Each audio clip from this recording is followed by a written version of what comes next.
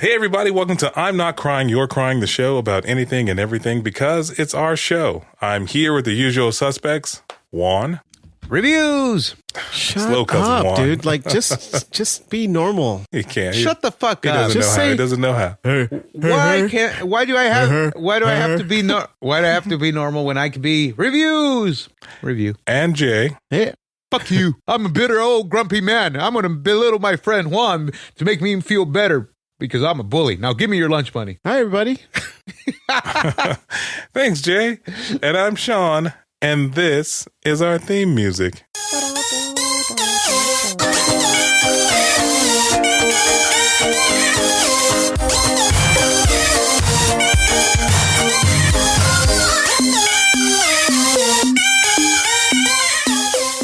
Hey, everybody. Welcome back to I'm Not Crying, You're Crying, Season 9, Episode 3. As usual, you can find us at INCYCSHOW.com. You can find us on all the socials at INCYCSHOW. You can find us on YouTube and YouTube Music at INCYCSHOW. You can email us at INCYCSHOW@gmail.com. And if you want to help us grow, you want to help us find more people like you, then stop and rate and review us on iTunes. Or if you're using the Apple Podcast app, scroll all the way down, click on the name of the show, and it'll take you to our review page, and you can leave a review there. With that said, well, gentlemen, believe it or not, we have a sponsor for this episode. We have a sponsor. You believe that? Say what? I know. Have they asked us to sponsor us and actually listen to our show, or you know what's funny? Is that they actually reached out to us, and this wasn't you like peddling to people of please sponsor us, sir. May I have another? No. I was actually going through our emails to see if we got anything from anybody. And, I almost wrote them off as spam. And then I opened it just to kind of figure out. And the person on the other end was super nice, via email, of course, and was like, hey, I really like you guys' show, I like your chemistry, and I really want you guys to try this stuff. And so the stuff you gave me to try wasn't something that you did in your like attic or basement. This is a legit product that you had to try. It's with the company called Magic Mind. Magicmind.co is where you can find them online. But, so ultimately the short version of their story is that they're a company of a guy who just was addicted to coffee. He was addicted to coffee. And Juan, I know you drink a lot of coffee. I drink tons of coffee. Jay, I got my coffee addiction from you. You were basically opening the Coke going, hey, you want this baggie of coffee beans? Yeah. First one's free. Yeah. And Jay, the last time I spoke to you, you were trying to go drink less coffee. So, yes. Yeah. So, but I've started drinking more coffee again. Oh, well, why? So, but anyway, so yeah, I found these guys and I was like, well, sure, there's nothing to lose here. So I reached out to them, after they had emailed me back, and, they had kind of explained to me their product and what it does. And ultimately, Magic Mind, it does a couple different things. So, for me, at least, like I told you, I'm an avid coffee drinker. I drink tons and tons of coffee. And Magic Mind is supposed to help you help carry out your prolonged caffeine intake. So you don't have to drink as much coffee to stay as energetic when you don't have the crash, which is something that I experienced for me after taking it for a couple days. And it's supposed to also help you focus. So Juan, I don't know, did it help you focus or enter a flow state? Wait a minute. I need to ask this. The not crashing was Magic Mind, or was it the fact that people like you and I are so used to caffeine and it doesn't really do shit to us anymore? It's funny. So one of the ingredients in here is matcha, and matcha is naturally extends the release of caffeine. So it takes longer to release the same amount of caffeine in your system. So instead of like dropping off at like 3:00 and needing like a whole nother, venti size, whatever, right? You're supposed to be able to kind of carry that throughout the rest of the day.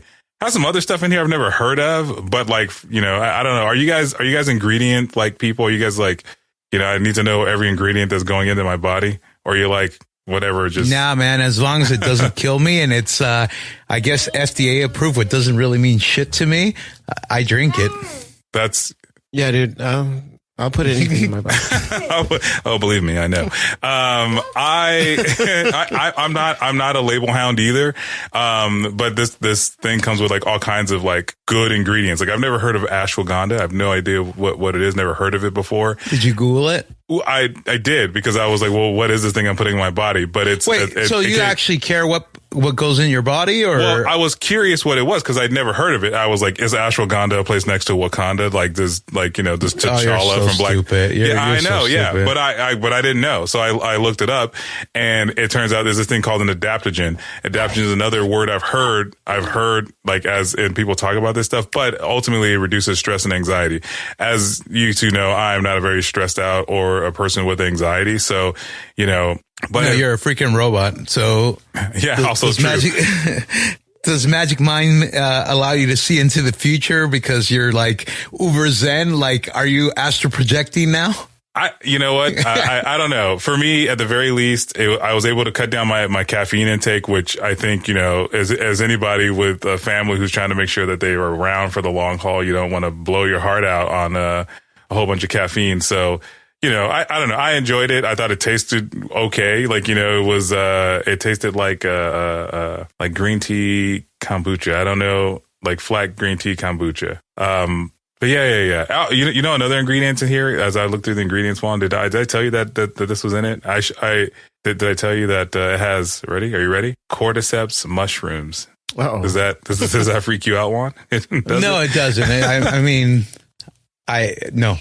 No, it should. Sean, from the sample that you gave me, I feel like it gave me a little bit of energy, that's when I kind of stopped drinking coffee for a little bit. Yeah. Because I felt like I didn't need it. Yeah. See, and again, I drank it for over the course of like a week, to try, because it has like compounding effects. And so I don't know if you drank it over the course of a couple of days, Jay, or if it gave you compounding effects. And I felt like, for me, at the very least, it helped cut my caffeine intake down. And like, I didn't have to stop drinking caffeine, but I didn't feel the need for it, which was like my biggest thing. And then just to trigger your memory. How much of it is truly like psychological? Like I don't even drink caffeine, but I didn't like monitor like my caffeine intake, but I guess it does work since I went from 2 ventis to 1 venti a day. Oh, there you go. so it is Juan, you're not really selling this. That's why no one takes you anywhere. I am the worst person. I mean, you're like, maybe we could, and as long as you guarantee me that I'm not going to die, I take it. Well, I mean, I guess. Well, Juan, it sounds like it did something for you. Thanks. I mean, I was drinking 12 shots of espresso a day. I mean, are you? I'm not with you all the time. No, I was. And now? It's down to 6, but it goes back up to 12. I mean, you only gave me a couple bottles of Magic Mind, so now I feel like you did what you did with the coffee. You're like, I'm holding out on you. You're like, here's the first baggie. The next bag is going to cost you. That's what you did with the Magic Mind. You're like, hey, here's the first couple of shots. The next one's really going to cost you. Well, yeah, maybe a little bit, but anywho, Juan, the last thing I want, so the cordyceps mushrooms, the cordyceps, it should sound familiar, and it should. I know it does to Jay. But is that the thing from The Last of Us? It is. Yeah, and you're not a zombie, so congratulations. I learned another thing is that it's another adaptogen. It reduces inflammation and strengthens your immune system and supports high energy levels. So, cordyceps is also good, not just good for a great TV show, but also good for your body. So the key point in Magic Mind is everything is natural. It's good for you.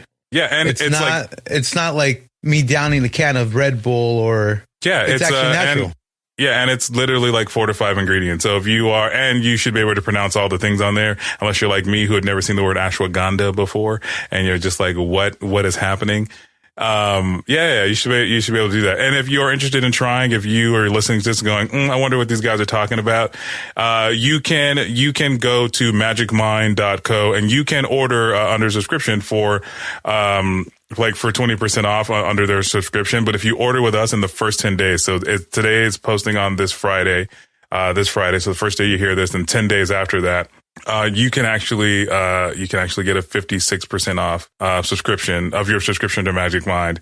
If you go to www.magicmind.com/not crying, that link will give you a 56% discount, but B, it also give us a little bit here at the show to help keep pushing stuff like this for you guys.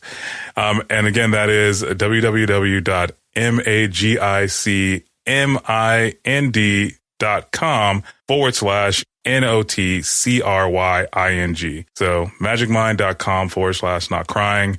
The link will be in the show notes for this show. And then again, within those first 10 days of hearing this podcast, of hearing this episode, or within the first 10 days of it posting at least, you'll get a 56% discount on your subscription. So try it, check it out. You can trust Warner, but I would say trust Jay. Trust Jay. And try Magic Mind. They're sponsoring this episode. So anywho, that's it. And it tastes great. And it tastes delicious. It's actually pretty tasty. Personal opinion. I don't mind it. A green tea. I wasn't a green tea fan, but I enjoy the taste of this. And again, it's all natural stuff. So just like when anything natural settles, you got to give it a little shake and you're all good. You're all good. It's like 2-ounce shot. It's crazy, actually. But anyway, I digress. So thank you for letting me go on that little tangent there. Anyway, as I do, is perusing the internet for news stories, and I don't know if I told you this, guys, but I found the voice of Rick and Morty. I don't know if you guys are looking for him or if you care to know, but he's on TikTok. He's on TikTok. Yeah, I saw that video you sent. He sounds just like that. Yeah. If you scroll through that guy's page, and his name is, for those who are listening, his name is Sean Kelly. No, Sean. His name is Sean Kelly, and it's seemingly the voice for Rick and Morty, on the show. And they've replaced his voice, and he's been doing multiple videos on TikTok to kind of like showcase his ability to do both voices, so that people will believe him. So if you guys haven't heard or haven't seen, I think the new season just started. So, and I think Justin Roiland had actually recorded some stuff for this season, but then, obviously his shit happened, and I think they might have hoped it turned out differently, but it didn't. He was canceled. So they had him re-record some stuff, I think. Does he? I mean, he doesn't do the voices anymore, but does he still write for the show? You know what? I wouldn't be surprised if he was still had a writer's credit, because I feel like they owe him money. Yeah, I feel like they owe him money. Yeah, he created the show with Dan Harmon. Yeah, I started with House of Cosby's. You guys I think we've mentioned that before. Oh, but yeah. it'd be fine. But yeah, I don't know. But I wouldn't be surprised if he did get some sort of writing credit from the show, because I feel like otherwise they would owe him money either way. So it doesn't matter. Justin Roiland, no matter how canceled he is, he's still getting paid. I hope in a couple seasons from now he gets uncanceled, and then he comes back as a voice, and then both him and Sean Kelly do a voice off. There's one video where Sean Kelly he does a scene from Harry Potter where he replaces the voice of Voldemort with the voice of Lemongrab from Adventure Time, and Justin Roiland is watching it and he goes, "That's scary. I think if you put it up against anybody, if you put me and him in the same room, and you wouldn't know who did it." And I go, that's when I think they picked that guy. They're like, just in case, this is our guy. But it was pretty great. I'll link it in the show notes. So for those who haven't seen it, this video of Justin Roiland watching Sean Kelly do Voldemort is Lemongrab, because I think Voldemort is Lemongrab in hindsight. In other news, I wish I knew who Lemongrab was. It's Adventure Time, dude. I wish I knew what Adventure Time was. That's never mind. You're old. Yeah. I wish I knew what my age was. What's my age again? Blink 182. Yeah, started out a Friday night, took her home to get the feeling right, started making out. You're too young to know Blink. I'm too young to know Blink? I think I just proved to you I'm not too young to know Blink. Anyway. No, you're a fucking hipster wanting to... Anyway, in other news, there's two viral stories going around the internet, and both of them started on TikTok. Since we're already on TikTok, I guess we'll keep going there. But there's a viral TikTok of a lady who goes on a date. Have you guys heard of this lady? She goes on a date and she downs 48 oysters on this date. Oh. And the guy who took her out, but they were so cheap, $15 a plate, man. $15 a plate. She essentially down 4 plates of oysters. So that was like priceless marketing for that restaurant. That's disgusting. She even said it was good. This video, the video is actually in the link to the article, but this lady, she goes there and she goes and she texts the guy like, hey, like, well, he goes to the bathroom, he never comes back. Well, it was supposed to be a drink date, and this bitch realized shit wasn't going to happen, or she, within seconds, she realized this is not it, so I'm going to take advantage of it. So you think that she was in the right to order all these fucking oysters? No, she's not. She was in the right to order them and assume that she's going to pay for them, but the fact that she's upset that she got stuck with the bill, that's stupid. Juan, so hold on. If you ask a girl out on a date and she orders food, are you not going to pay for it because it was the lobster stuff with the steak? No. So here's the thing. The conversation was, hey, let's go out on a drink date. Let's go out for drinks. I get like going out for like drinks and ordering an appetizer, but she ordered the 4 plates of fucking oysters and then also ordered like fucking a dinner meal. Like she was doing that shit on purpose to stick the guy with the bill. Now, here's the other thing. What kind of world are we living in where people can actually decide that it's not just the guy that pays for the fucking bill? So she was doing it to be a jackass to the guy. Now, in the article, it says that she got upset because she's like, I even got stuck paying for his fucking one drink that he ordered, but he actually left $11-12 as a tip, or for the tip. He left money for his drink. So are you saying? I mean, you didn't really answer the question, but I mean, do you think like so you wouldn't, if you took a girl out, Juan, and she ordered something very expensive on the menu, would you wouldn't pay? No, well, we already established that I'm stupid and some of my mentality is old school. If I invited them, I would expect to pay. But I think there's vibes that you get. Like maybe she gave off the vibe, or he got the vibe that this lady was being a bitch, and she was like, I'm going to saddle him with the bill. Now, granted, it's $15 a plate of oysters, so it was what, $60 just for the oysters? And I don't know if she ordered the filet mignon wrapped in bacon stuffed in the lobster that brought it up to another $100, but that wasn't that bad. I think he was doing to prove a point that it's like, hey, it's not working out. We said drinks, and it's obvious that you're going to try to take advantage and saddle me with the bill, so I'm leaving before you fuck me over. Jay, if you invited a girl out and she ordered $60 worth of food before you even ordered anything, would you pay for it? I mean, I don't know. I mean, it seemed like I'd probably pay for it. You know, I wouldn't take this girl out again. Yeah. But I'd probably pay for it, you know, learning from my mistake, you know, so. Yeah. I mean, I'm gonna be honest with you. Once the 3rd plate came out, I'd be like, I might go, is that just for you? Because like, I'm kind of impressed that she, and I don't know how many oysters were on these plates, but it seemed like a lot. I don't think I could 40 fucking oysters. So it's order 4 plates. So 10 a plate. Dick. Okay. If she ate a whole like plate of oysters by herself, I think I would have been grossed out and left. Well, so that's the other thing. So they're not very big, and aren't oysters considered an aphrodisiac? An aphrodisiac. So maybe the guy was hopeful and going, "Hey, I'm going to get some because she just downed 10 oysters." Not the way she was eating them. She was like, "Hey, you got to eat the cornbread." Like, I feel like she was, you know, she was chewing the shell. Yeah, I feel like this was not a sexy date at all. You know what I mean? Crack the shit. If it's me, I'm sitting there going, okay, cool. She ordered some oysters, not a big deal. It's $15. Okay, cool. I personally, I can't do oysters to save my life. That's just for her. But after the second one comes out, I go, oh, hey, I thought this was just drinks. I still pay for those two, and then I still pay for that. No, anything after that where we go, hey, I thought this was just drinks, and she goes, oh, I didn't realize, or okay, whatever. This is my last one, and she's like, well, can we just get food? Then you know that changes the dynamic, but.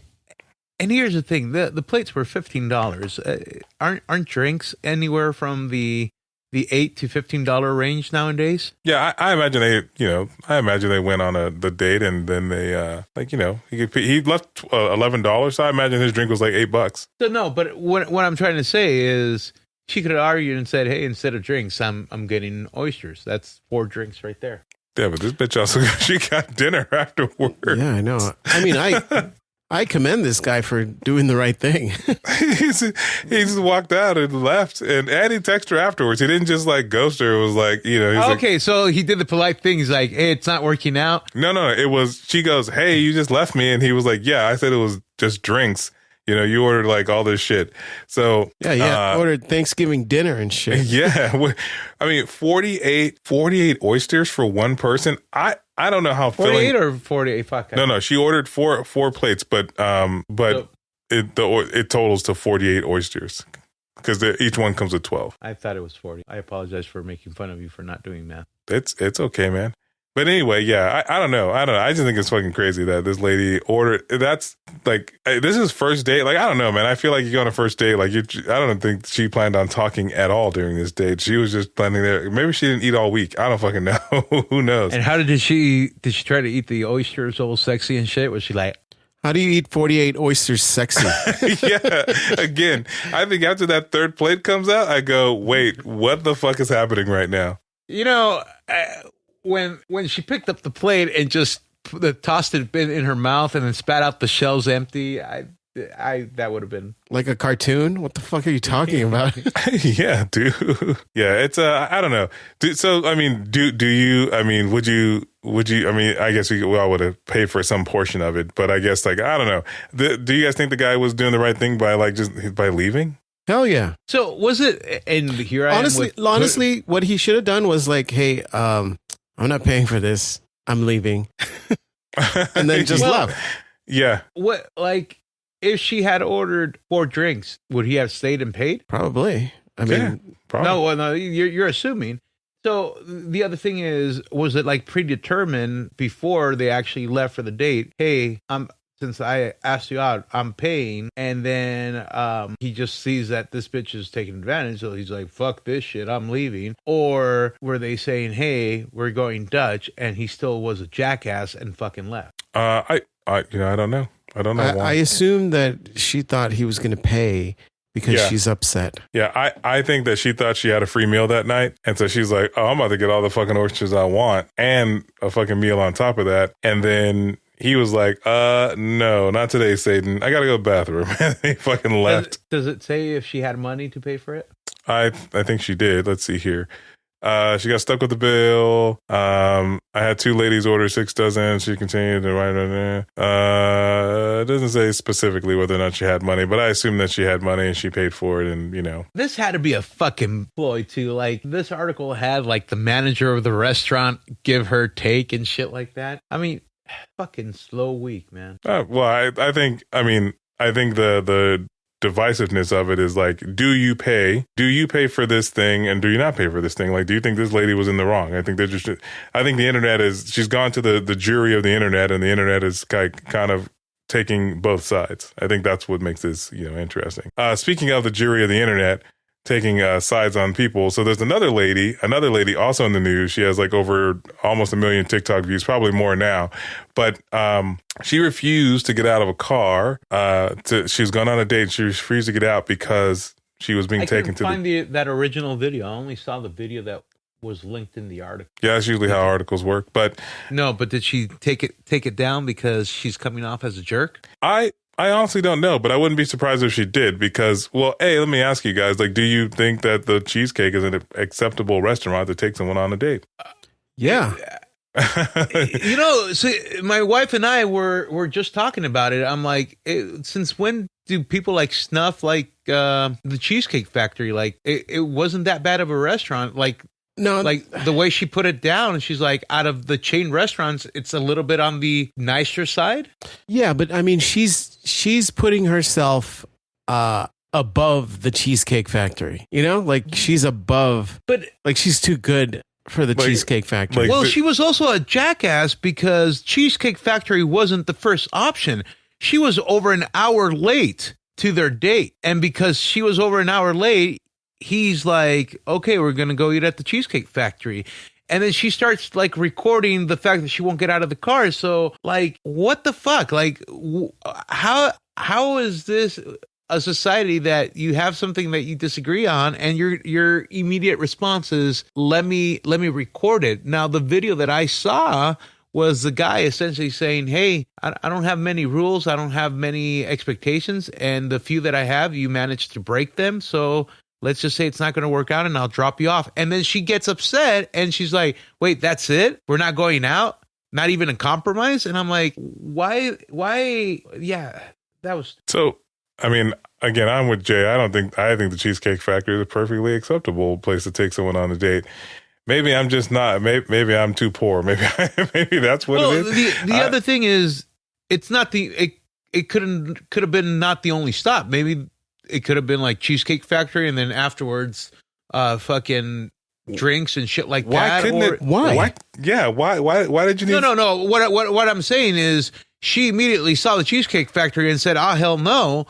But that could have been just like the starting off point. And the whole thing is, if it's the first date, it's about trying to get to know the person. So why do you care if it's a Cheesecake Factory as long as you get to like talk and have a conversation and some good cheesecake? It honestly doesn't have to be at a restaurant at all. They can go to the park, have a picnic, and talk to each other right then and there, you know, and not spend any money. Yeah, I mean, yeah, based on your logic, yeah. But I mean, the Cheesecake Factory, I mean, if I'm being honest, I'm trying to think of places that would be more expensive than like the Cheesecake Factory. I don't know, like Lowry's, Fleming's. Lowry's, Tamil Shanner. Yeah, like Fleming's, you know, Outback Steakhouse. Is that acceptable? No, Outback Steakhouse is probably a step below fucking Cheesecake Factory. Yeah, dude. Really? Is it? It's a steakhouse for Christ's sakes. It's a chain steakhouse. So is Lowry's. So is Lowry's is a high end fucking chain steakhouse. Plus, they only have like 4 or 5 actual restaurants. I think. I mean, okay, and they're not all named Lowry's. They have Tamil Shanners, which is. Well, let me ask: if you pull up to Olive Garden, do you think this changes the narrative of this thing? No, because Olive Garden isn't that bad either. I like Olive Garden. It's where you can feel like family. Hey, you're a cheap date over here is what I'm getting at, Juan. Hey, you. Now, if I took her to Olive Garden during the all-you-can-eat or the never-ending pasta bowl, then that's different. You've taken me there before. Yeah. and look how well our relationship has gone. Yeah, well, hey. I mean, I don't know.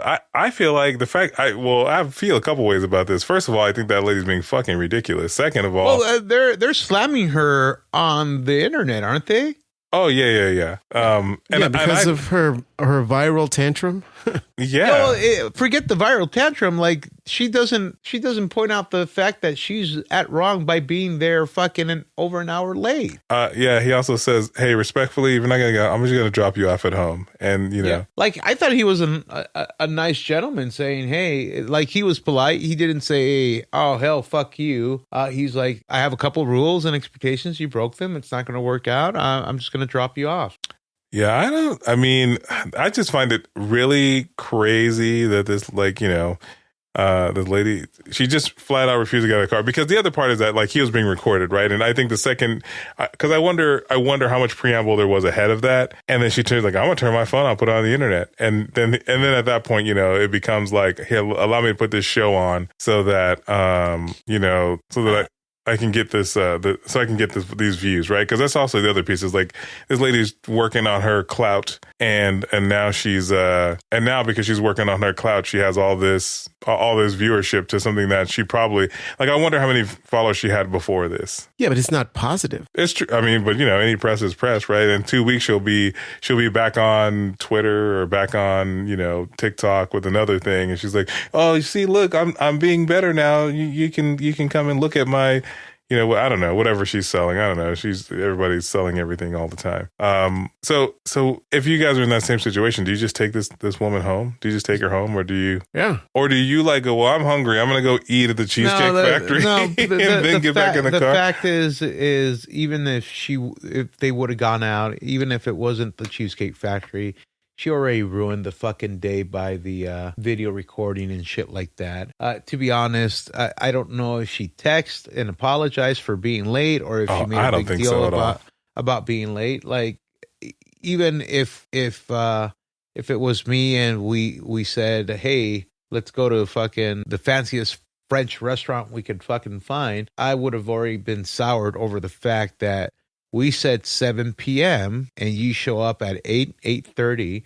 Like, you're lucky that I even still hung out and waited. Like, no, I think that was rude that she just showed up and then threw a tantrum over the destination. Well, I agree. I wonder, do you think they had made a predetermination of, hey, let's go out for drinks? Do you think it's the same person? No, I don't think so. I don't think so. I think, but hey, could be wrong. So thank you guys for hearing me out with these two crazy news stories. Now, Juan, you pointed out last week that Jada Pinkett was back in the news again. So I actually want to talk to you guys about Jada Pinkett and just her drama. Jada Pinkett Smith, or just I don't know. Anyway, so Juan, they're what's still going married. on? They kind of refuse to get. Well, she released a memoir book, and I think it came out 2 days ago. Finally, and she's making headlines again because she's. It's a tell-all book, but it's very much like I'm surprising the shit out of people and blindsiding Will Smith again with my fucking comments. It's the red table all over, because in her book, and not even in her book, in the pre-release fucking media tour that she was doing, one of the things she leads out with is the fact that her and Will haven't been together for the last like 6 years. And then more fucking articles, and I think people that got like the book at early release so they could review it or interview her is surprised over the fact that she wrote that she was surprised that Will Smith defended her in the Oscars and referred to her as his wife, since they hadn't been together for 6-7 years. And then she talks about Tupac, of course, and other shit. Wait, what did she say about Tupac? I think she mentions about, or it could have just been over fucking the interviews and shit like that. But she mentions again how Tupac was her soulmate, the love of her life. But then I guess in the same book or in the same interview, she kind of mentions like, I didn't even really care for Tupac then. So she's playing both sides. But I think she's crazy. In fact, some people are talking about the fact that this is just another way of emasculating Will Smith. To be honest, I think she's just crazy. I love how all these topics are kind of related in a way. yeah, crazy women. So the first thing was that, she's releasing her book. It's called Worthy. Her book is called Worthy, and it released this week. And I just find it very funny that, Will Smith released a book called Will, and hers is named Worthy. I almost feel like it's like, well, fuck you, I'm going to release my book, and it's also going to have a one word, almost one syllable name, Yeah, but like in Will Smith's book, his autobiography, he even like doesn't really talk shit about Jada or... Well, this is why... But this is what makes it so funny, because again, the internet comes to the rescue again, because... Will? No, the internet comes to the rescue because they do. They talk shit. There's so many Will Smith memes right now in regard to like just his this whole thing. So and I can't find my phone right now, but one of them is like, does Will even know that these are his kids? Just talking shit about Jada Pinkett, like, and just all the shit that's happening right now, because it's absolutely ridiculous. You know what I mean? Like, this is, from my point of view, it looks like a attention grab for her new book that's coming out to garner attention, because who really gave a shit that they weren't together? I mean, we already found out that she fucked this other kid, and these were questions we already had about like, what the fuck's going on over here? And, I think this is just another ploy at grabbing attention. Like, she had a relationship. She's like, I'm surprised he said my wife at the Oscars. And it's like, well, as far as the public knew, and as far as the public well, knew. the fact that she's even surprised, like, if they were together for 6 years and shit like that, why even go to the Oscars as his wife? So she should shut the fuck up on that one. So the thing is, and it's clear, I sent you the People article, and I don't know, I asked if you guys see the link, I don't know if you could, but basically there's a video attached there, and they do a video interview with her, and she goes, well, why keep it a secret from the public? She's like, well, we didn't really know how to do it, so we just kind of left it alone. And it sounds to me, that's bullshit, because Will knew how to do it. That she was Will's second wife. Fuck her. But I mean, it's more damaging to her reputation if... What reputation? What was the last thing she fucking did? Yeah, but I mean, that would have shined a light onto all of that stuff if they showed up to the Oscars separately. Plus, he was nominated. He was nominated for an Oscar, which he won. That's the only reason she went to the fucking Oscars. Not because she was relevant and was invited. It was because her husband was nominated and won a fucking Oscar. She was her husband's fucking partner in that one. By the way, I just pre-ordered the book because it's out on Audible tomorrow. Because I actually want to listen to it. You're a dipshit, dude. But anyway, I feel like this is just all preamble for her to get attention for her book. But more than that, like, her and Will Smith being separated, I think there's been many people saying that, like, as a couple, they are marketed better as a couple. So, like, when Will Smith and Jada Pinkett do anything together, like, it brings attention to them as a couple and not necessarily as an individual. And it also is the same thing with their kids. Like, when Jaden or Willow do something, like, it brings attention back to the Smith family and not like the Smith. And so this is. But what do they do together? Because all on like Will's socials, which he's very active, because it's a lot of it. It's just him. Yeah, but keep in mind that like Will Smith's image, right, is the clean cut black guy in Hollywood, has a family. Yeah, his kids are a little weird, but it looks like him and Jada have an okay relationship. And then boom, this shocking thing fucking drops about how she's having a situation. What was it called again? Indiscreet? No. Indiscretion? No, she's having a situationship. I don't know. No, you know what I mean? But she's having this affair with this kid, and Will's sitting here. It doesn't matter. Well, we'll think of it, I'm sure. But she's having, and it becomes this viral news thing, right? An entanglement. An entanglement with this kid. It becomes this viral news story.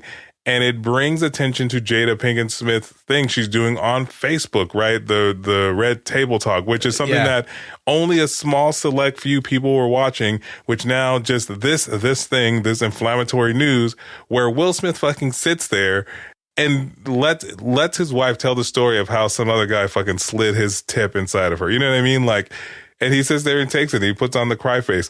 And in that moment, when that's happening, he knows, she knows that they're not even together. They don't have a relationship. They have what's for show in Hollywood, right? For people to do, like, they have an agreement. So like, if you tell me that in 2016, yeah, this is an inflammatory story, but I don't think it gets as much attention, right? This makes the Will Smith thing at the Oscars seem even more ridiculous, right? Of them putting on a show for the world. You know what I mean? Because like even in the interview, Jada Pinkett goes, yeah, I don't fucking know. Like, I was surprised. I didn't realize I thought it was a skit. Chris comes down to try to apologize and she's like, oh, this is him packing away old shit. I goes, yeah, he's over here trying to put on a show, for the world, for this woman that's supposed to be his wife in front of all these people. And you just got fucking ruined. So I don't know.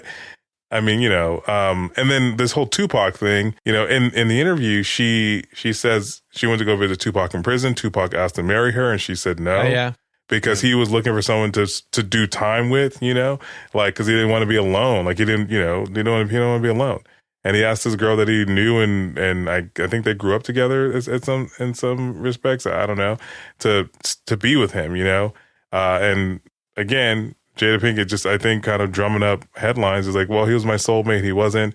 And then she also mentioned how, like, he also had a battle with alopecia, which I thought was her battle. Like, yeah.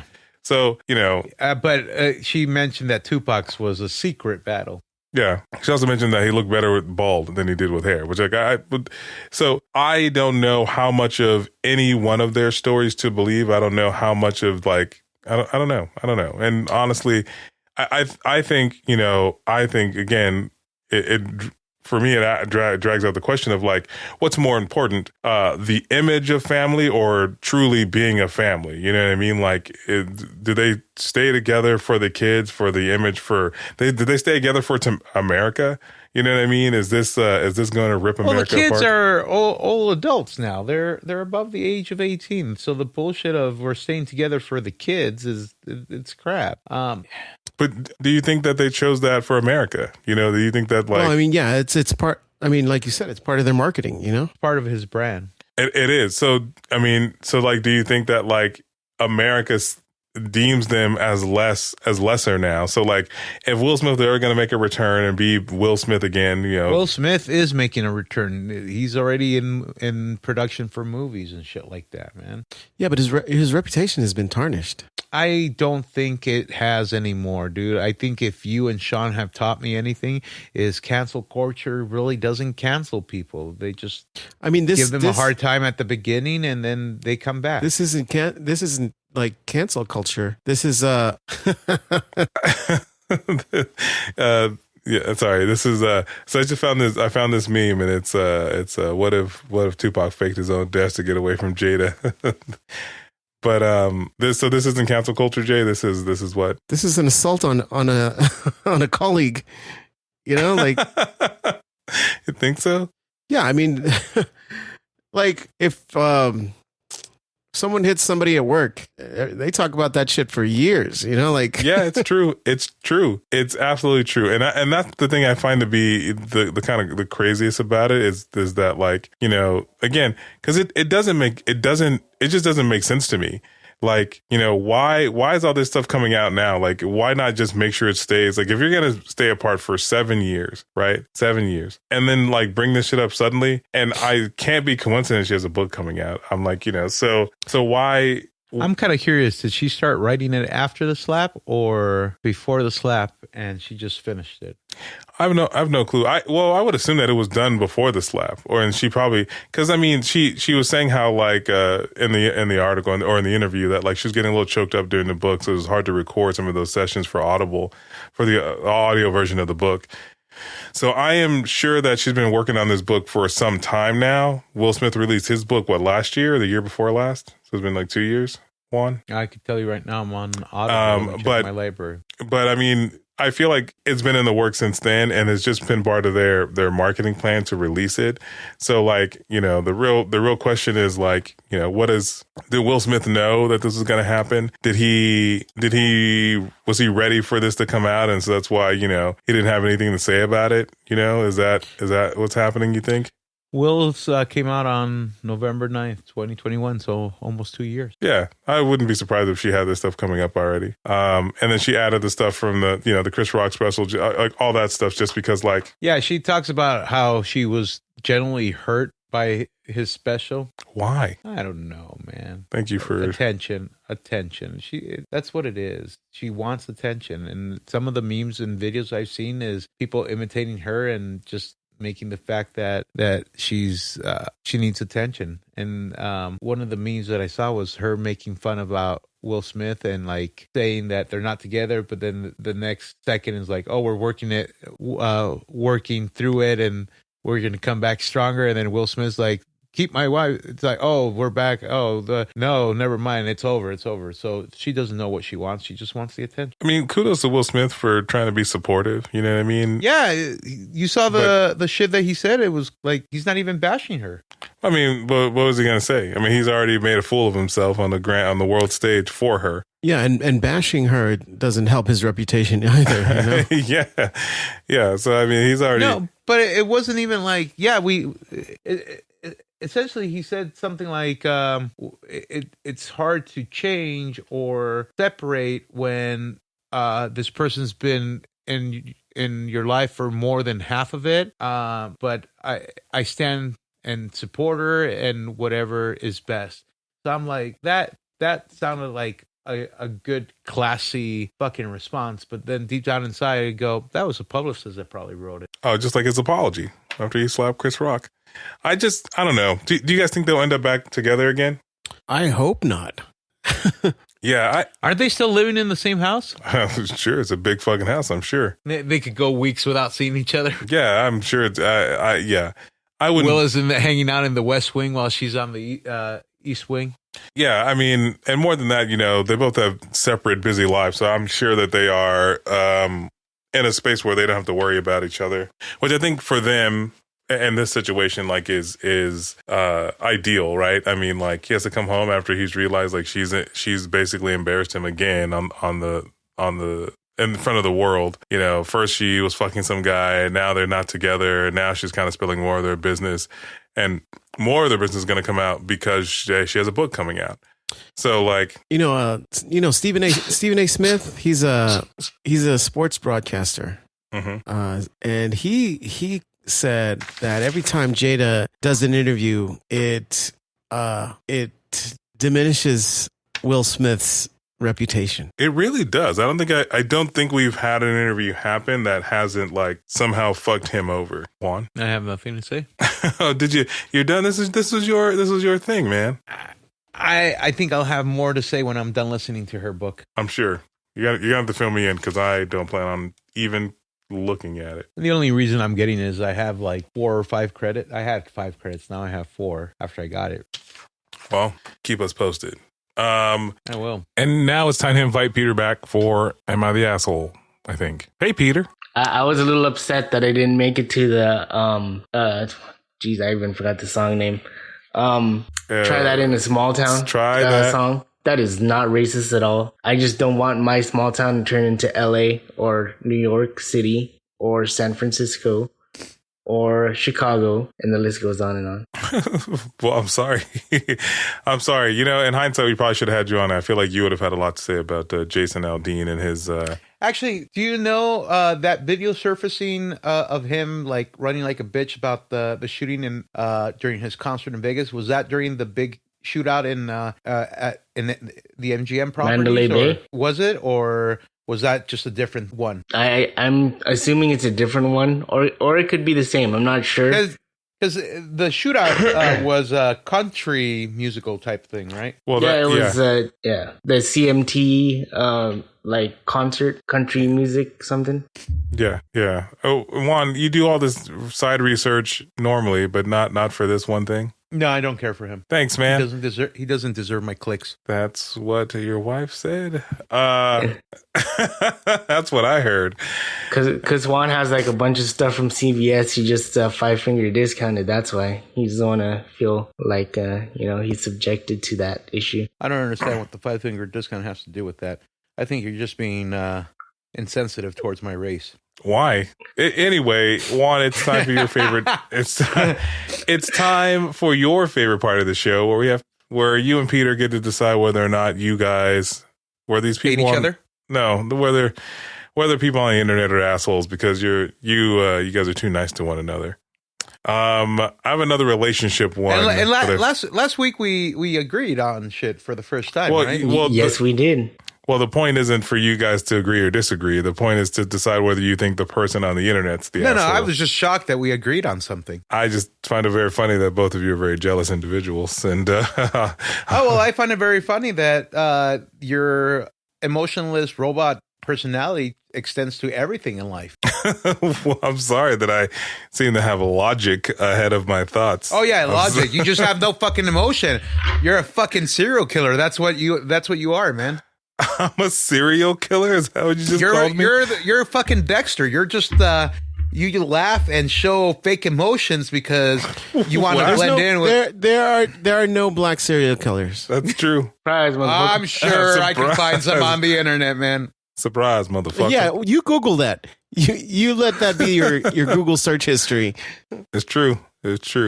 Well, anyway, though, so I have another relationship-driven one for you. So let me ask you guys. This person on Reddit. It's the fucking Olive Garden bullshit because I had to hear that story already with my wife. I know a guy who didn't read the show notes. I did. I thought that would have been a great audio bite, but thank you. funny enough, I didn't have to read the 2 stories because my wife was already gave me the cliff notes when I'm like, let me see what we're going to talk about the show. And I go, hey, this is the shit you were talking about the other day. And then the oyster one was brand new.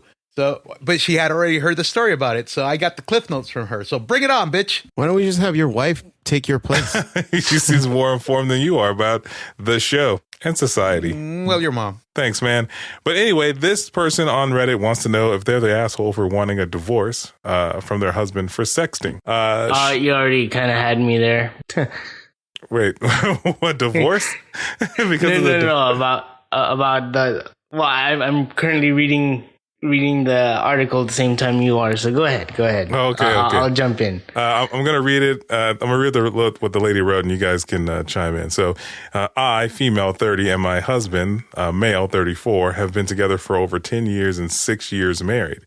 We recently moved to a bigger city where he's making way more money, working out, and seems to have more confidence. I, on the other hand, get stressed from my job and end up having a resistant relationship where we have fun date nights, but then limited conversation during the week. I notice him being more and more distant and impatient with me, and I tried having a heart-to-heart and felt like that went well. On our anniversary trip, I decided to just check his phone, and there were messages from a female coworker that were explicit, like, I want to touch you or I can't wait to see you.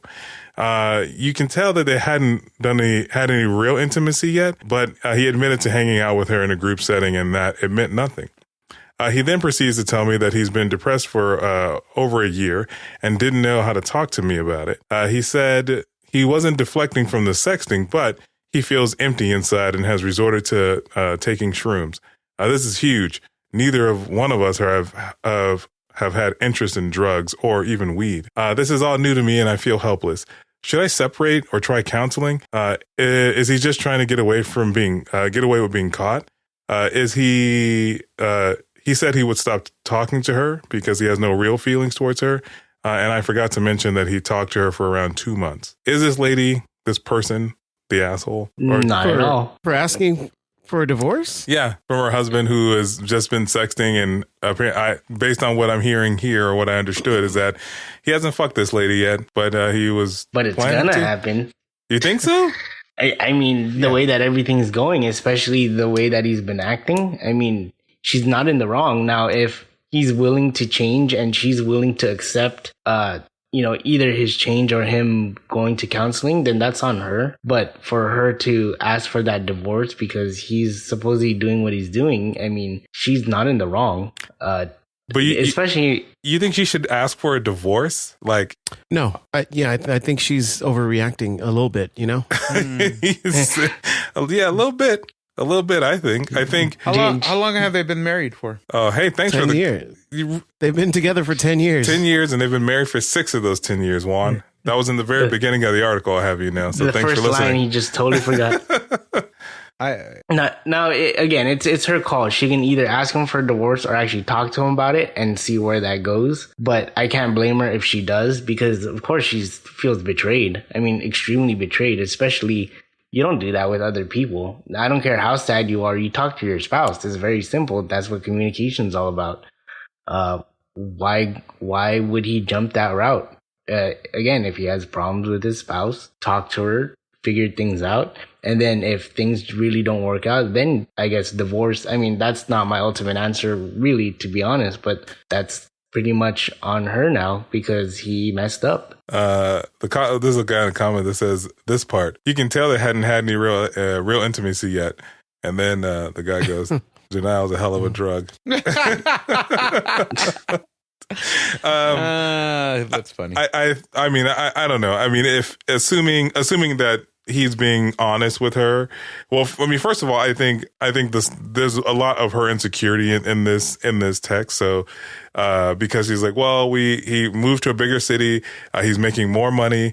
He's working out. He seems to have a little more confidence, and so now, because her job stresses her out and she's, having a resistant relationship, and I don't really understand what that means. So maybe you guys got some there. She feels like, their date nights are fun, but it's limited conversation during the week because it sounds like they're both just busy. So like, I don't know. I don't know if a divorce is kind of where this lands. I don't know if this is where this ends up, but like, yeah, I think there's a little bit of her insecurities kind of letting her observations of what's going on feed her insecurity. Like, you know, if I'm going to put my Juan hat on for a moment here, the guy started making more money, started working out. You know, did he invite her to go work out? And she was like, no, I'm going to stay here and stress out about my job. No, I don't like the gym. Why is it the one hat? Because you are, every time we have something with not enough information, the first thing you do is ask for information that's not in the fucking post. Yeah. Except for this time where you asked for the first thing I said. Yeah. So, yeah. Oh yeah. Oh yeah. Surprise, motherfucker. But anyway, so I agree with you. I think she might be overreacting a little bit. Yeah. Now, she says the texts were explicit. You know, I want to touch you there. I can't wait to see you. I mean, you know, without more context, who's to say that, you know, they weren't already fucking, or that these are just like, you know, these are texts that she took out of context, you know, that they were explicit to her. Oh, you just said, I want to touch you there. How is that being taken out of context, man? Well, maybe that's just his work. I gotta agree with Juan there. That's just his work wife. I want to. I just want to touch you there. What's there? Your fucking keyboard? No, fuck you, dude. Bro, there's no contest to be taken out of that. He's been hitting the gym, bro. Even hey, remember when Captain America came out of that tube and Peggy Carter, a decorated soldier, was like Peggy Carter. Yeah, you said something. You said some. He said Peggy Carter. You just stuttered a little bit. Okay, well, because he was thinking about Captain America's pecs. Yeah. Yeah, but remember he came out and she had to stop herself from touching his pecs, man. So maybe this is one of those things where she's like, "Oh, hey, you look pretty fucking jacked." And she's like, "Oh, wait, I can't wait to touch your pecs." And he's like, "Oh, cool, I'll see you at work. You know, you can." Yeah, that's still inappropriate touching. If I went to work and be like, "Hey, I like your pecs," and started touching some person's pecs, whether it's a male or female, and I still think it's pretty inappropriate. Yeah, but I don't know. I feel like there's other issues in this marriage that, you know.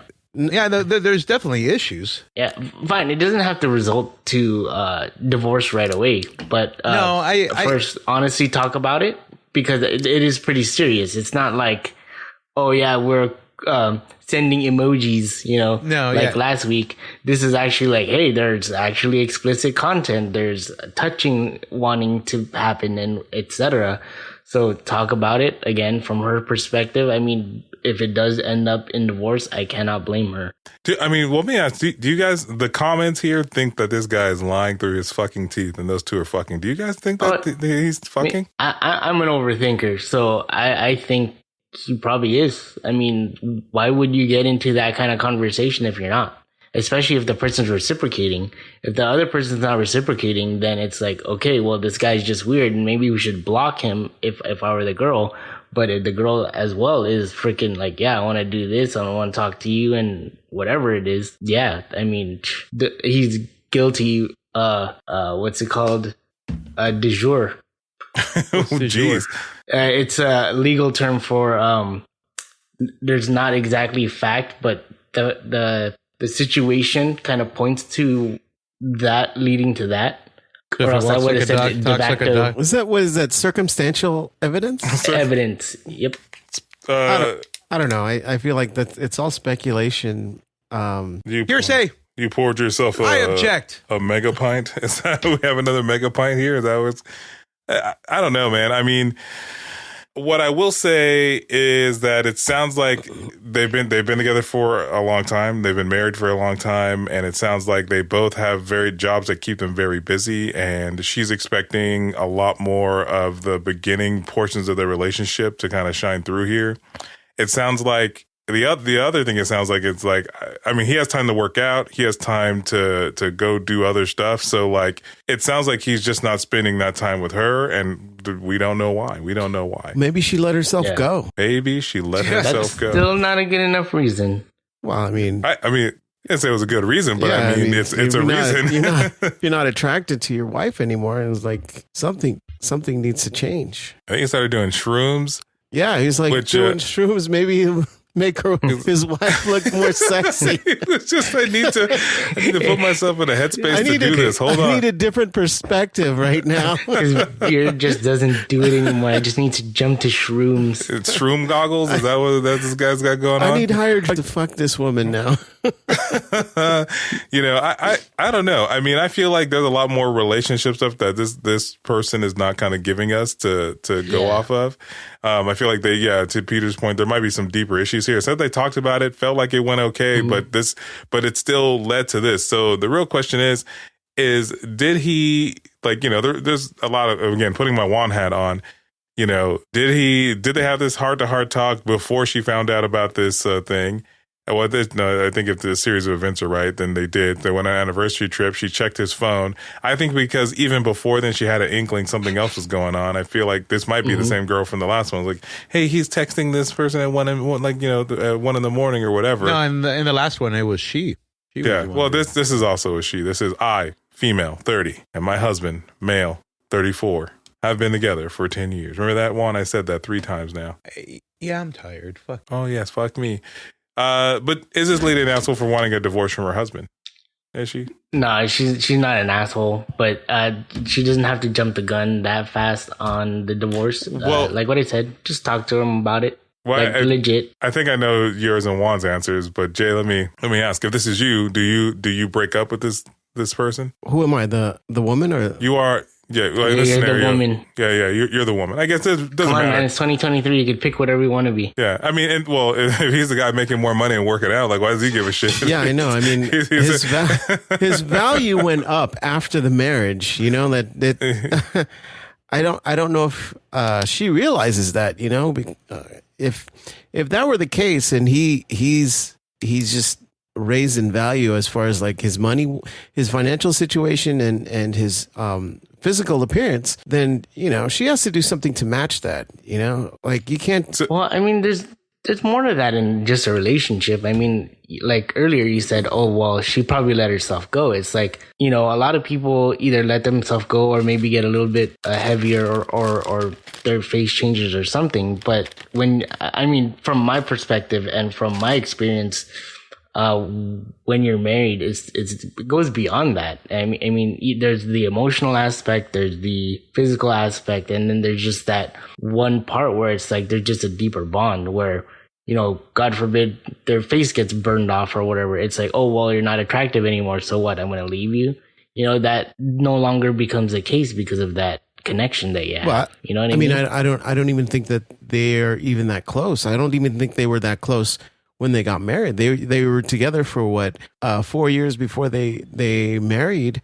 I don't think they just kind of like, they probably just dated and had sex, and then they decided, oh, let's get married without even really. Wait, how long do you think somebody should be together before they get married, Dick? But I mean, wait, no, why so angry they over should there, be buddy? married. They should be at least together for at least 15, 20 years, and then they should get married. Okay, and so the man should ask for her hand in marriage. Yeah, but can't you be with someone to prove to the dad that he actually knows her? Can't you be with someone and not entirely know that person? Can't you be? Oh, absolutely. Then, I mean, that's my point. That's fucking idiot. Serial killers. Yeah, and the other thing you need to keep in mind. You're the fucking idiot, you fucking idiot. So they're two relatively young people, right? So she would have been 20 at the assuming under 20, 19, 20, 18 when she got together with this person, and he would have been 24, maybe 22 at the youngest, right? Assuming that they're all of age when all this stuff happens. So and they've been married, and they're relatively young to meet someone and to decide, hey, I'm going to be with him forever.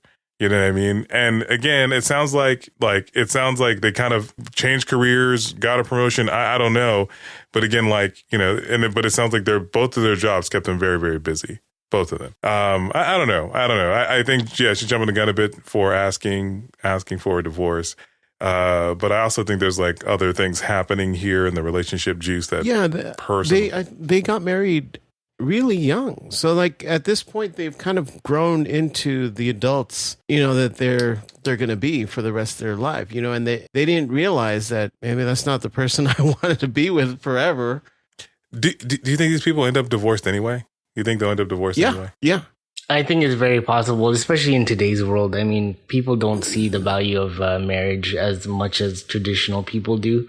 So, the divorce rate back then, the joke was, I heard that 50% of all marriages last forever. Obviously, the other 50% is divorce. I think divorce rate is actually now higher now because people just, again, they don't value either relationships. They don't value marriage. They don't value a lot of things. And people are very superficial when it comes to relationships now. You know what do you think? I mean, this could be a whole another episode, but I don't think it's holding its value as it once did. You know what I think's going to happen? I think she's going to try to get him to put a baby in her, and then that'll make the relationship worse. Don't worry, if I get pregnant, then I'll have to stay over. Yeah, I mean, she probably thinks that if I get him to get me pregnant, then we still have these kids to tie us together. But it's probably going to get worse, and they're going to end up in divorce anyway. God, yeah, that's probably true. Man, the comments here are just fucking brutal. It's great. And Jay jumped down a crazy rabbit hole there. Well, I mean, but the thing is that like sometimes some people, for whatever reason, when their relationship is taking a shit, like they just go, well, I should do the thing that's going to tie them to me forever. And that's going to make everything better. They bring kids into the world and then it doesn't fix anything. In fact, it makes it more stressful and probably exacerbates any of the problems they're already having. Yeah. Plus this dude is making more money and he's in good physical condition. So like he's minus the shrooms. Yeah, minus the shrooms. I mean, he's getting all this attention now. Yeah, that's also true. Comments as if her husband isn't fucking this chick. That's I don't know, man. This I feel like this guy's probably fucking her. I would say he's the asshole for staying with her on his wife. Yeah, no, he's absolutely, he's definitely, absolutely an asshole for cheating on his wife. Absolutely. And to Peter's point, I think, I think 3 married guys on the podcast, right? And we got our roguish gentleman on the podcast, Jay. The eligible bachelor Jay. Yeah, man, the rake over here. I think this guy's obviously an asshole for cheating, and you would hope that you would think that he would try and work this shit out ahead of doing anything like that, But hey, the guy is definitely the asshole for doing this. The guy, I think she's an asshole for asking for a divorce, but I mean, it is what it is. It is what it is. If only there were a photo. If only just to see what they look like. That will determine it. Yeah, I can make a proper judgment. Let's see. Well, this person has a profile. Let's see if their profile has a photo. Let's see. It does not. It has a generic. It was created 2 years ago. This is a 2-year-old thing. So is there like a part 2 that we can watch?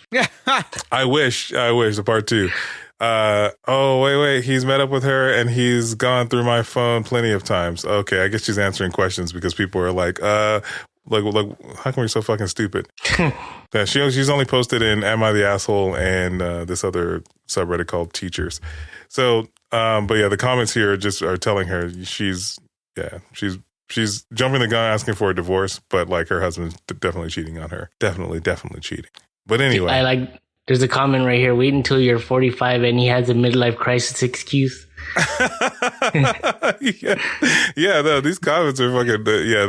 They're savage. Yeah, they're just trying to get this lady. Divorce babies, divorce. They're telling her that her husband is cheating on her. Sorry, she has to find out this way. There's over 1,000 comments here. Jesus fucking Christ. Anyway, yeah. Hey, what's your thought on Disney bringing back Robin Williams using previous recordings of him? No, not using AI. I didn't know they were doing that. Yeah, they did it for the Disney special that just got released on Disney Plus. They had the Genie character utilizing Robin Williams' voice by using previously unheard footage. Because for fucking Aladdin, they had hours and hours of fucking improv that Williams did. That's not exactly letting him rest in peace. I'd say don't do it. Well, I mean, I think Disney can use it with the Genie character because they own that character. Yeah. And the performance that he recorded. But as far as like utilizing his image and him saying new things as Robin Williams, I don't think they could do that. Yeah, I would agree. I think if they are using stuff they already had, sure. cutting it up, whatever. But if they're using AI to replicate his voice, I think that's a little dirty. His daughter is against using AI to replicate his voice. Yeah, that makes sense. His father. Her father, I think there was a thing where they couldn't use his likeness for at least 50 years after his death. Really? Yeah, I heard something about it. I'm not sure if it's just an urban legend or it's fact. Yeah, I don't know either. Well, he was particular on what he did and how he was used. I think that's the first downfall that he had with Disney. During and the reason why he didn't come back for Return of Jafar is Disney utilized him in the toy marketing without his permission, and he got like completely pissed off about it. Yeah, and I don't think it was even about the money. He just didn't want to be a part of that, and that pissed him off. I mean, but what do you think was going to happen when he was particular about it. He had he wanted a say in it. And it was like his voice on the Genie dolls or in a commercial. And rightfully so, he got upset. And when it came to Return of Jafar, they didn't use him. They brought a voice actor to make him sound like Homer Simpson's voice. Frank Azaria. No, right? Dan Castellaneta. There you go. Correct. Wait, he did the Genie for the second one? He did Return of Jafar, yep. And then he came back for the 40 Thieves one, the third one. Prince of Thieves. After they settled a lot. Yeah, they settled a lot, and he came back during that time. I didn't even recognize a different voice. I feel like an idiot. No, there's a distinct difference. Oh, very, very much so, yes. I'm a stupid kid. I didn't even realize it. I think it's on the quick wittiness and shit like that. I think he read off a script, whereas fucking Robin Williams was the script. Yeah, pretty much. Oh, plus it's a direct to TV or direct to VHS video. Yeah, direct to video. Yeah. That was Return of Jafar, or no, the Aladdin, the King of Thieves. Return of Jafar. Yeah, both of them. They were both of them were direct to direct to VHS or direct to home video. Really? Yeah, so they can't waste a bunch of film or audio reels on improv, so they have to have a tight script and then record it. Yeah, the budget isn't there for it. But one of the fun facts is Mike. I think it was Mike Eisner tried to buy or ask for forgiveness to Robin Williams by gifting him an expensive painting. And what? How do you? What? That doesn't make any fucking sense. Yeah, he as an apology, they sent him a letter, apologized, and gave him a fucking Picasso. And I think either he just talked shit about it or he destroyed it, but I can't remember the whole story. I want a Picasso painting. I'll hang it up next to my Back to the Future poster. Yeah, seriously. I mean, hold on. You said Back to the Future poster. You know how hard that is to get, right? I just made up. I don't actually have a Back to the Future poster, but yeah. Speaking Back to the Future. I saw the DeLorean driving around Lancaster yesterday. Well, the thing is, years ago when I was on the lot, I know the guy at the sign shop, not the one, not the lower lot text, one. Yeah, the lower lot one. And I said, "Hey, can I get a movie poster?" He goes, "Yeah, whatever you want." And then he stopped me and he goes, "Except," and I go, "Except what?" Back to the Future 1, 2, or 3. And I go, well, why not? He goes, even who's the director of that? Robert Zemeckis. Movie? Yeah, even Robert Zemeckis ordered 10 and had to pay $100 per freaking poster. So he goes, you paid $1,000 for 10 posters. So he goes, so if Robert Zemeckis had to pay $100 per poster, what makes you think I'm going to give that to you for free? So he goes, again, whatever you want, just not anything Back to the Future. So when I heard you say, oh, dude, I have a Back to the Future poster, I was like, oh, dude, no way. And when a couple of departments were moving, they were like handing out posters that they weren't going to use anymore. I'm like, hey, I see that you have a Back to the Future poster. Can I have that? They're like, no, we paid $100 for that. I'm like, okay, never mind. That's insane. But they're also like movie quality posters, like movie theater. Yeah, yes. They're not the fucking $7 posters you buy at fucking Target. Well, I mean, then that'd be perfect. I could hang my Picasso painting next to my Back to the Future poster. Yeah. Future poster, yeah.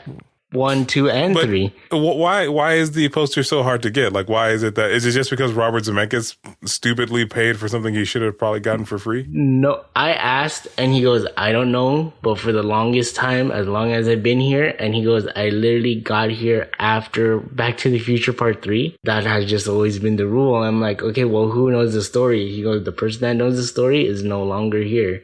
I'm like, crap. So I was like, man, I definitely want to hear this story. He got fired for not charging the $100 for a poster. Yeah, that's and Jay, you were saying something. I didn't hear you. I'm sorry. Well, I was gonna ask you if you've heard that Best Buy and Walmart are getting rid of physical media. No, I haven't heard that, but I wouldn't be surprised. Because it's like, why when you can just get it from iTunes or like. Yeah. But I mean, there's people that are protesting because there's like Best Buy will have, and I love like steelbooks and collectors. Yeah. So like they aren't going to sell those. No more like games. They're not going to sell like physical games anymore. They're not going to sell DVDs or Blu-rays physical. That sucks. I know. I don't want that to happen. You can actually hear the sadness in his voice. I don't want it to happen as it's cracking. We still purchase from Amazon Prime Video, right? I refuse. Here's the thing, and this may be the one thing that Jay and I agree. Or partially agree. I don't like buying digital shit. My digital stuff is very minimum. I still like buying the physical DVD copies or CDs. But mind you, I haven't bought them in years because everything. I like it so much. No, if I'm going to own it, I want the physical thing. I don't believe in this whole digital shit. So because I don't truly like own it. Like I don't like. If the it feels like you can't have anything tangible in your hands. Like wasn't there a service that went out of business that you had like X amount of time to download your videos before it got lost? Yeah, it was that popcorn icon company. I forgot what it's called. Yeah, but I had to transfer to Fandango. Flickster. Yeah, I had to transfer to Fandango Video or whatever the heck it was called. So I haven't bought like movies in a long time because I just wait for them to stream for free, and that's it. Like if I truly like when the Jurassic Park series comes out, I bought them on DVDs, on Blu-ray. I refuse to buy DVDs. I still bought it on DVD, HD DVD. Yeah, like, and if it has the digital version for free, then that's like a plus. When you'll claim it. Yeah.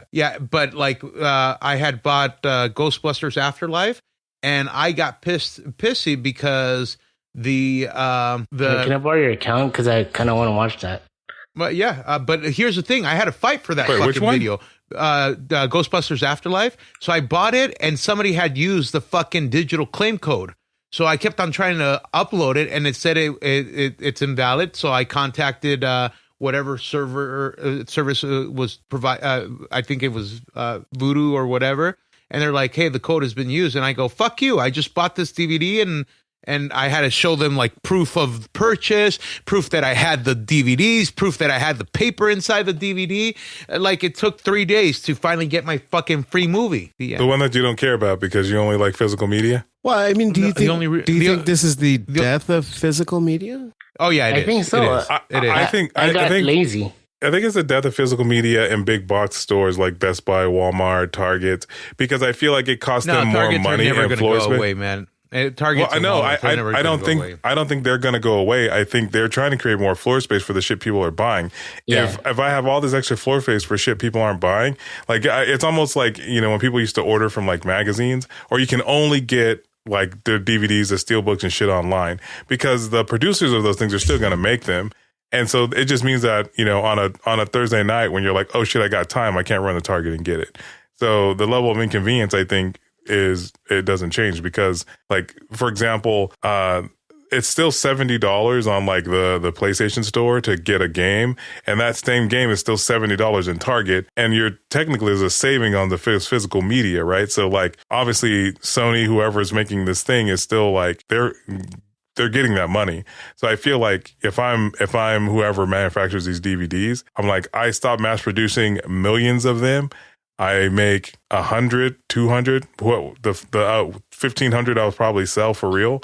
And then I can make more money in digital selling physical licenses. Media has also gotten lazier and cheaper, because I remember when you used to buy fucking CDs or DVDs, and it was just more than the paper that went into the DVD cover or the CD box. Like CDs used to have like the full picture books or librettos, like with the lyrics and shit like that. Yeah. DVDs had like a synopsis and pictures of the shooting, or it was just that's before the internet, dude. And same thing with fucking video games. Remember when video games had like actual fucking instruction booklets? Like it's before the internet. Yeah, you can get all that stuff. There are people that are buying both, like physical media and digital media, just so they have both copies. I used to be like that. I stopped only because, you get lazy. I'll be honest. So now it's just like what Sean said, you pay $70 for a movie, or for a game, and then if you don't want the physical copy, it's still $70. But in the movie industry, it's a little bit different, because I've been seeing movies where there's sales on new releases, and it's like $9.99 only for that day, and then it goes back up to $19.99. So I'll try to purchase whatever I can when it's on sale. But yeah, the video game world still needs to catch up with that in giving real discounts where there's no media. Well, the video games have it worse, dude, because they are like, I'll use Grand Theft Auto as a perfect example. Right? That game's been around for almost 15 years. It's transcended different systems, and the developers of that game also have to release other games, like, while still patching this game, right, for different bugs and errors, because consumerism means that they have to work on this game. The reason why there isn't a Grand Theft Auto 6 yet is because Grand Theft Auto 5 was so beloved. It's in the works, though. Yeah, it's of course it's in the works, but they've made over $1 billion on Grand Theft Auto 5, right? And that's them adding features here, like fixing shit, and they have to upscale a little bit for the next system. I don't know, dude. It's like they're re-releasing Jaws every 5 years. Like The Last of Us came out on the PS3, remastered on the PS4, remade on the PS5. Yeah, and what is that, like a 10 years, over 10 years? Yeah, the same game. Yeah, and the funny thing is, Jay, is that like this. Like, app developers kind of realized this problem first. So, like, I don't know if you remember, like, suddenly you couldn't just buy an app for 99 cents. Everything was either, sure, buy it, but, like, now you have a subscription fee in there. And then, like, things like Fortnite and Roblox and Minecraft, they have these freemium subscriptions, right? So, sure, my game is free. This high-quality, high-detail thing is free. But in order to play it, you got to pay, X amount of money. You can pay a bunch of stuff for free, but the thing that matters is going to help you, whatever, you got to pay money. Yeah, the skin or the extra weapon or the costume or Yeah, and so, I think, The Last of Us is a perfect example of how Naughty Dog needs to keep the lights on. It's like, so we just remake the thing people love. Especially if you're one of those kids with the poor kids internet, DSL or something under 50 megabits per second. That would really suck if you have to sit there and download 49 gigs just to play the one game that you fought your parents to play. Yeah. And your parents are like, hey, didn't I buy you that stupid $70 game? Oh, yeah, Dad, it's been 3 days. It's still downloading. Yeah. You know, that's the downfall of that, a downside of that as well. Even with DVDs, don't you have to download shit? Or even with the physical media? It should be streaming where it's on the fly. Okay. But like, I still, like, when I pop in fucking games, I still have a shit ton of time that it's downloading and updating and shit like that. But I'm also able to play with it while it's updating. You have the PS5, right, Juan? Yeah. So the PS5, the internals of that thing are faster at reading the data from the hard drive than it is from the disk. And so in order to get you the fidelity that you want from your games, it has to transfer to your hard drive, which is faster. But anywho, I think it's the death of physical media. I think it's been dying, and I think we're seeing, we're at the end. We're at the end in the end game, where I think you'll be able to get. I think there's people like you, Jay. I think you said this last time. Was it we talked about like theater shows? Was that you? but we're in the end game where there will be holdouts where you can get your steelbooks and your ultra high definition DVDs for people who don't believe that like these over the air or over the wireless thing codecs will do it. But I do think that like, you know, we're in the end game now. I used to get both. Like I don't buy it unless it has a digital copy. But I mean, vinyl came back. Yeah, that's but how many years later? You know, it's our kids are gonna be later. Like, hey guys, you see these old like things over here? And then Sony's gonna be like, oh yes, we do. I'm here. still waiting for the 8-track to come. Yeah, back. but That's I mean, with the evolution of hipsters, way that they can access, they're evolving. Yeah, the way that they can access, they're de-evolving. That's why they're going back to basic fucking well, shit. the thing with the vinyl is that it gives you a higher resolution recording because of the nature of how it records. That's why vinyls are making a comeback. 8-tracks. I just like my vinyl. Much. I just like my vinyl because I feel sophisticated when I play my record player. I just want that box that looks like a car that rides around the record. You guys seen that? That's all I want it for. That's all I want vinyl for. To run that little car on that thing. But I mean, don't you think it'll be the same with movies? I mean, people love movies. They love to have a souvenir or like memorabilia of like, why not the actual movie? Well, I mean, if they're gonna get retro, do 8mm reels. I think it has to meet a certain crossroad. I think like my point with vinyl is that I think like people have to go, this is just as good as having a lossless record, right? Because this is like as good as it gets. Like the only way you can get better than vinyl is to get the gold master. That's like literally the only way you can get better than that. And I know what the gold master is, but why don't you explain to Peter what the gold master is? No, because I think everyone except you knows what the gold master is. I don't know what the gold master is. Oh, fuck you, Sean. So in vinyl recording, they do a master recording and they press the vinyl against the gold master in order to make the recording. So that's what's happening there. Didn't Jack White do a documentary on that? I have no clue because I don't follow Jack White like that. But here's a guy that just discovered what gold master was or put two and two together. But anyway, but yeah, and I think that when you get to movies, you'll get that crossroad of like where like you'll actually end up going to movie houses where they do transfers. So you'll be paying for like they will ship you a version of whatever movie you want with the highest transfer rates that you can possibly get.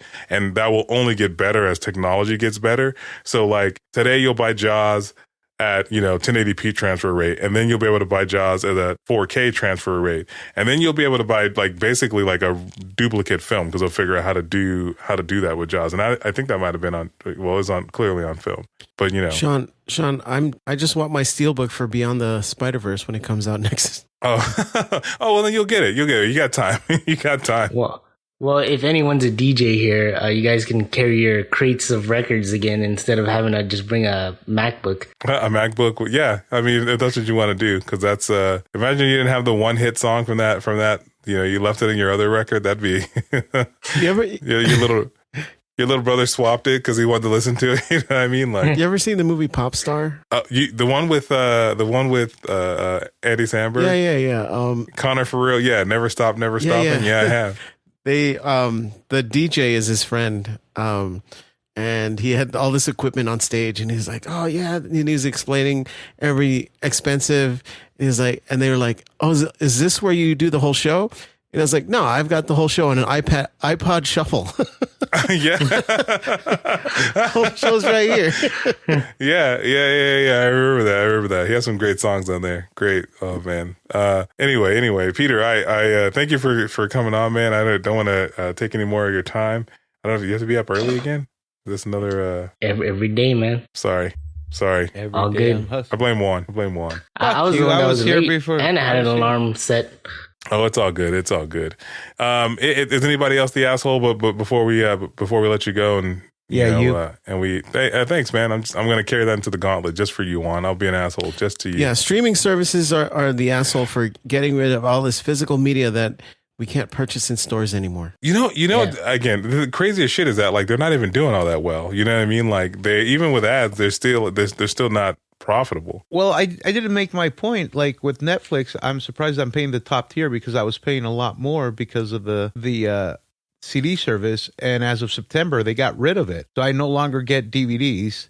And now I have 2 fucking DVDs that belong to Netflix that they told me I can keep. But now my fucking rate went from $36 a month to $19.99. That sucks. Oh, this guy, you're paying nearly $40 just to get DVD.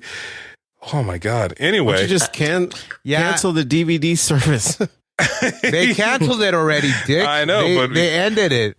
Because they didn't have everything on Netflix, but you could get almost anything on their DVD platform.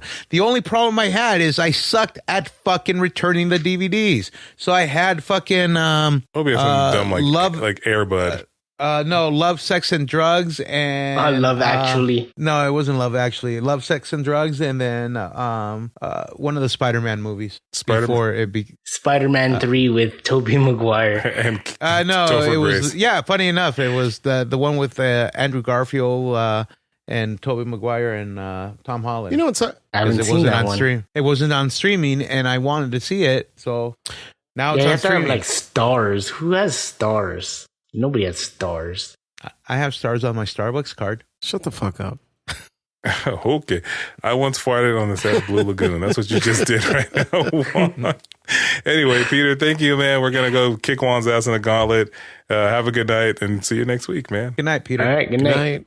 Are you ready? Are you ready for the gauntlet? This Juan, Jay? I'm at 0 points, right? I got rid of my negative. You're actually at negative, motherfucker. No, Or I'm is Jay at negative. Yeah, Jay's at negative. I'm at 0 points. So fuck you. For those of us playing along at home, Jay is at negative 400 points. Juan, you're at 0 points. Yeah. And I have 500 points. Yeah, but okay. Which means that Jay actually gets to go first this round because he's in the worst spot. What is it? Logarithm. What? Nothing. It's me being stupid. Yeah. I'm sorry. Oh, we know.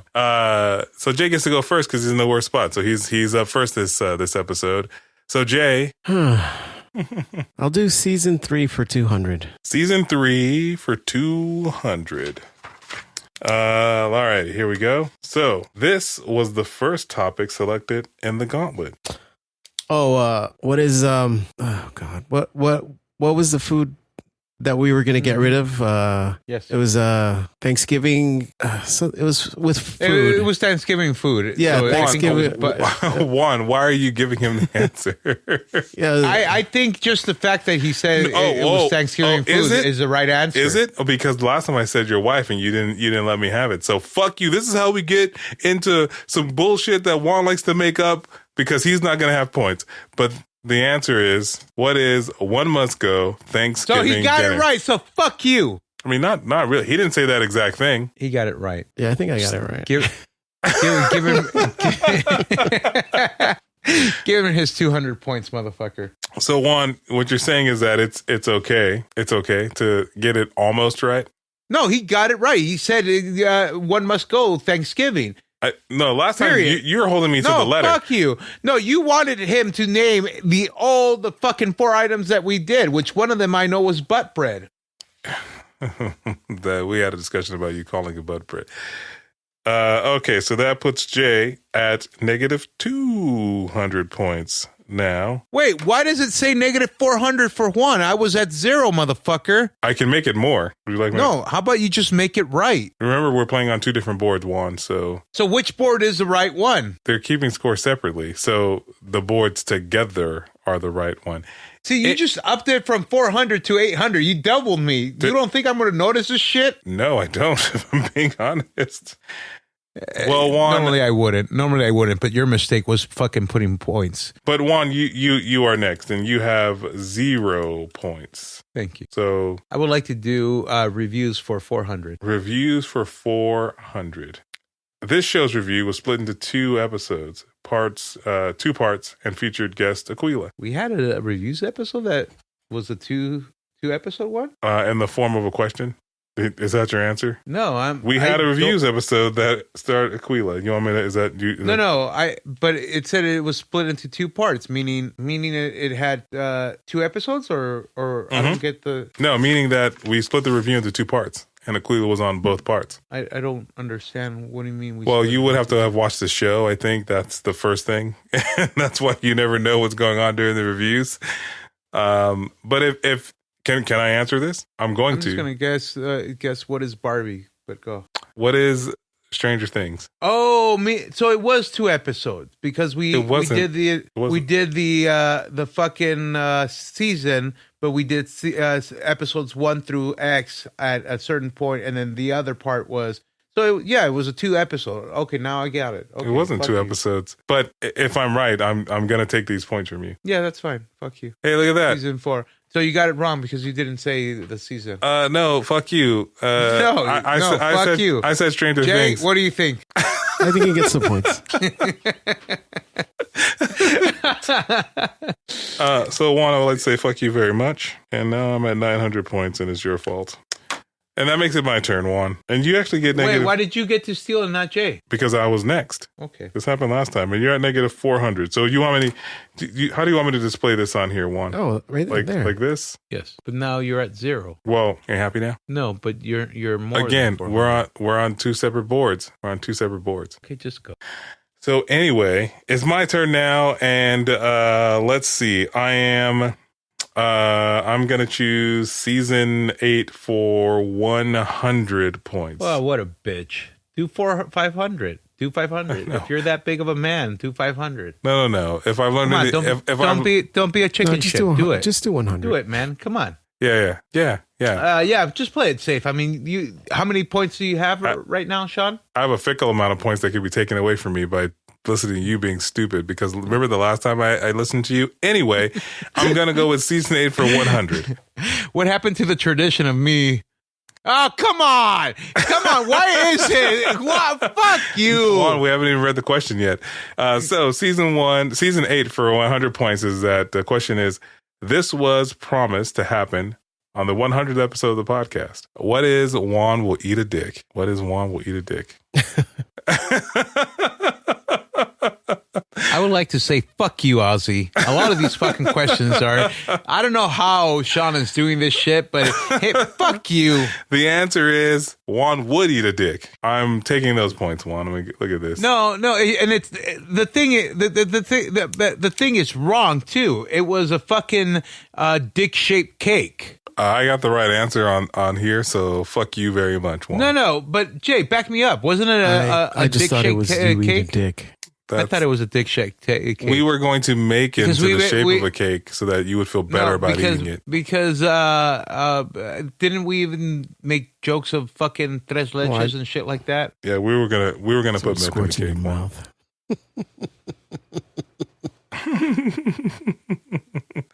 All right. So let's see here. So here we are. Juan, you have negative 400 points. I have 1,000 points now. This isn't the first board.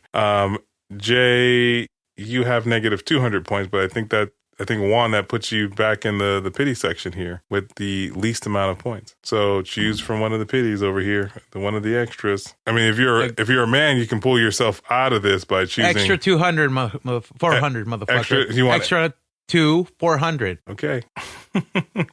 This season saw the debut of Juan's "Fuck You" compilation. What is season 2? Jay, would you like to steal?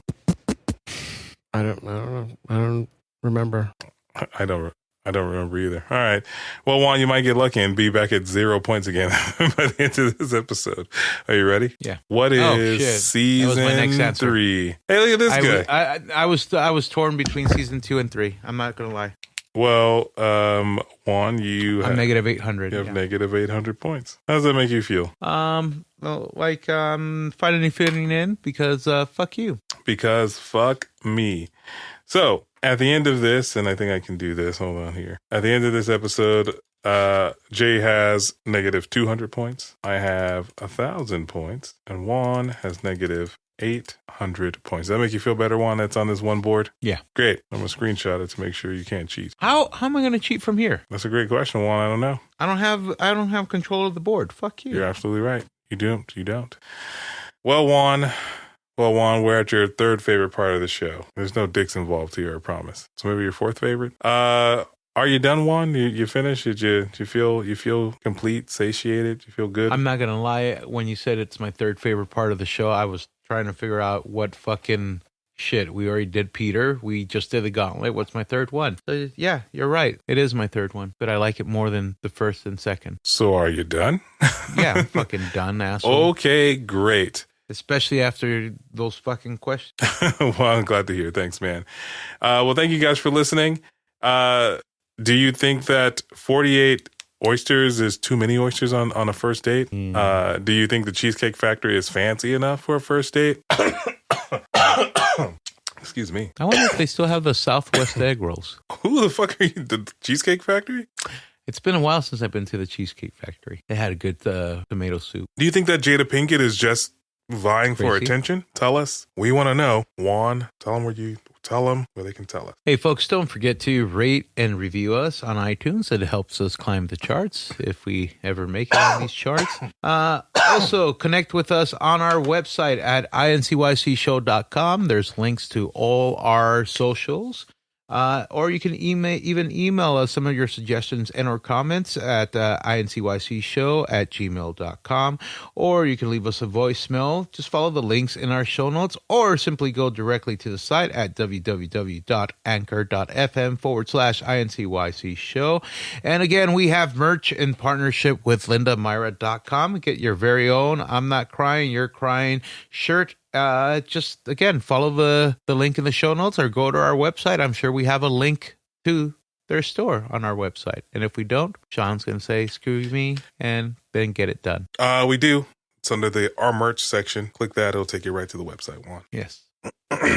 Thank you for stumbling through that. Appreciate it. Have a good night, everybody. See you next week. Oh, fuck you. Good night, everybody. Good night.